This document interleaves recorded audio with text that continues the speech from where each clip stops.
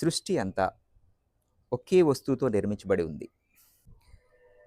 జీవితాన్ని చైతన్యవంతం చేయటానికి, అర్థం చేసుకోవడానికి 2 పద్ధతులుంటాయి. ఒకటి మృత్యువుపై ధ్యానం చేయడం, 2 జీవితంపై ధ్యానం చేయడం. ఓషో రెండో మార్గాన్ని ఎంపిక చేసుకున్నారు. అందుకే హి ఈజ్ ఎ గ్రేట్ అంటాను నేను. ఓషో ఎంపిక విధానం చాలా అద్భుతంగా ఉంటుంది. ఓషో అంటారు, అసలు ఉన్నదే జీవితం అంటారాయన. దిస్ మినిట్ ఈ క్షణమే, ఈ క్షణమే. ఆయన అంటారు, so God is not a meaning of life.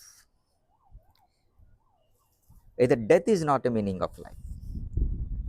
It depends what you make it. నువ్వు జీవితానికి ఎటువంటి రంగులు అద్దుతావు అనేదే.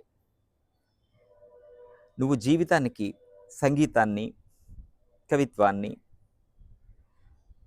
ఆహ్లాదాన్ని, ఆనందాన్ని, నృత్యాన్ని, ఇంకా కళాత్మకమైనటువంటి అంశాలని నువ్వు జీవితానికి నువ్వు జోడించి చూస్తే నీ జీవితం అర్థవంతంగా ఉంటుంది. అందుకే ఏ రకంగా చూసినా మృత్యువుపై ధ్యానం కంటే జీవితంపై ధ్యానం చాలా అద్భుతమైనటువంటి విధానం. అందుకే he is a great master అంటాను నేను.